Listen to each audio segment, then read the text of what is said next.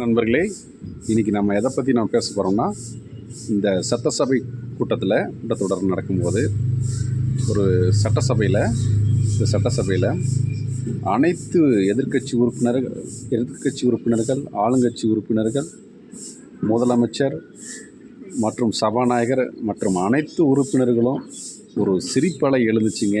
நம்ம சட்டசபையில் சிரிப்பு. அதுதாங்க அந்த சிரிப்பலை சம்பவத்தை தான் நான் இன்றைக்கி வீடியோவாக உங்கள்கிட்ட சொல்ல போகிறேங்க. அந்த சிரிப்பலை சம்பவம் சிரிப்பு எப்படி நடந்தது என்றால், தேமுதிக கட்சியின் தலைவர் பிரேமலதா மேடம் அவங்க சட்டசபையில் எந்திரிச்சு ஒரு எவர் சில்வர்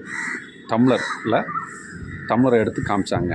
இந்த டம்ளரில் தான் சட்டசபையில் இருக்கிற பணியாளர்கள்லாம் தண்ணி குடிக்கிறதுக்கு இந்த டம்ளரில் கொடுக்குறாங்க. எவர் சில்வர் டம்ளரில் இது சௌகரியமாக இல்லை. இந்த டம்ளரில் தண்ணி குடிக்கிறது ரொம்ப கஷ்டமாக இருக்குது. அடிக்கடி வந்து போகிறது மாதிரி இருக்குது, ஒரு மாதிரியாக இருக்குது. இதற்கு நீங்கள் முதலமைச்சர் அவர்களே, நான் ஒரு சின்ன கோரிக்கை வைக்கிறேன்.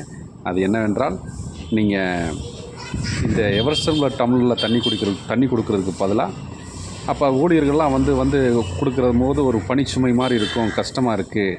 நீங்கள் ஆல்ரெடி ஒரு கண்ணாடி பாட்டிலில் தண்ணியை நிரப்பி ஒவ்வொரு உறுப்பினர்களோட டேபிளில் நீங்கள் வச்சிட்டிங்கன்னா நாங்கள் சௌகரியமாக குடிச்சிக்கிடுவோம். அங்கே பணியாளர்களுக்கும் வேலை இருக்காது.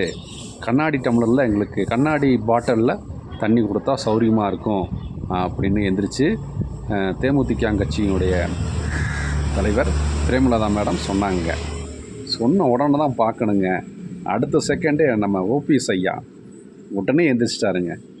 அன்பு சகோதரி சொல்கிற கோரிக்கையை முதலமைச்சர் அவர்களே நீங்கள் நிறைவேற்றிடாதீங்க, அது பெரிய ஆபத்தாக முடியும். ஏன்னா இப்போ கண்ணாடி பாட்டிலில் கொடுத்துட்டிங்கன்னா ஒவ்வொரு உறுப்பினர் மேஜையிலையும் தண்ணியும் சேர்ந்து தண்ணி பாட்டிலில் கொடுத்துட்டிங்கன்னா, கண்ணாடி பாட்டிலில் கொடுத்துட்டிங்கன்னா உறுப்பினர்கள் காரசாரமான வாதம் சட்டசபையில் நடக்குங்க. அந்த சமயத்தில் அவங்க அதை ஆயுதமாக பயன்படுத்தி உறுப்பினர் மேலே வீசி எறிஞ்சு தாக்குதலில் ஈடுபட்டுருவாங்க. அதனால் தயவுசெய்து அன்பு சகோதரி சொன்னதை கோரிக்கையை நிறைவேற்றாதீங்க முதல்வர்களே அப்படின்னு சொல்லி நகைச்சுவைப்பட சொன்னாருங்க நமது ஓபிஎஸ் ஐயா. அப்போ சபையில் ஒரே சிரிப்பு அலை எழுந்ததுங்க. மாற்றுக்கட்சி உறுப்பினர்கள், ஆளுங்கட்சி உறுப்பினர்கள் எல்லாம் சிரித்து சபாநாயகர், முதலமைச்சர் எல்லாம் சிரிப்பாக இருந்துச்சுங்க. அப்படியே உடனே மேடம் பிரேமலதா மேடம் எந்திரிச்சிட்டாங்க. நீங்கள் கண்ணாடி பாட்டில் தான் வேணான்னு சொல்கிறீங்க, ஏன் எவர் சில்வர் பாட்டிலையும் எடுத்து அடிக்கலாமே? எவர் சில்வர் டம்ளரை எடுத்தும் டம்ளர் தானே அதில் தானே கொடுத்துக்கிட்டு இருக்கிறாங்க. எவர் சில்வர் டம்ளரில் அந்த எவர் சில்வர் டம்ளரை எடுத்தும் உறுப்பினர் மேலே அடித்து வீசலாமே அப்படின்னு சொன்னாருங்க. அதோட சிரிப்பாகி போச்சுங்க. எல்லாம் சிரித்து உருண்டிட்டார்கள்.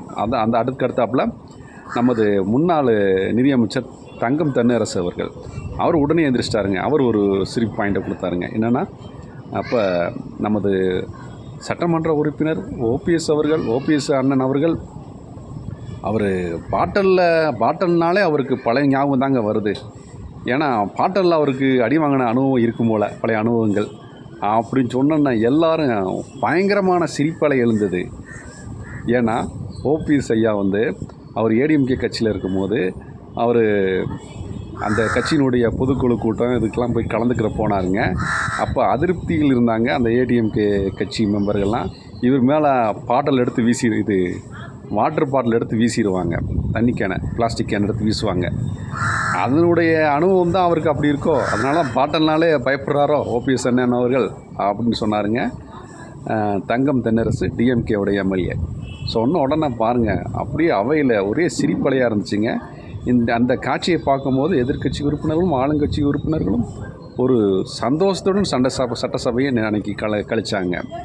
இதே மாதிரி ஒவ்வொரு நாளும் அந்த சட்டசபையில் அந்த நிகழ்வுகள் இருந்தால் ரொம்ப அருமையாக இருக்கும். மாற்றுக்கட்சி உறுப்பினர்களும் ஆளுங்கட்சி உறுப்பினர்களும் ஒரு சந்தோஷத்துடன் எதிரும் புதிருமாக போட்டியும் சண்டையும் யுத்தங்கள் செய்யாமல் ஒரு சமரசமாக ஒரு ஆரோக்கியமான சபையை நடத்தினார்கள்னால், இதே மாதிரி நகைச்சுவை கூட நடத்தினாங்கன்னா சட்டசபை ஒரு அருமையாக இருக்குங்க. அப்போ மக்களுக்கான திட்டங்கள்லாம் கரெக்டாக நிறைவேற்றுவாங்க, எந்த ஒரு எதிர்ப்பு இல்லாமல். இது எப்படி இருந்துச்சுங்க மக்களே? இந்த வீடியோ உங்களுக்கு பிடிச்சிருந்துச்சின்னா சப்ஸ்கிரைப் பண்ணுங்கள், லைக் பண்ணுங்கள், கமெண்ட் பண்ணுங்கள் தோழர்களே.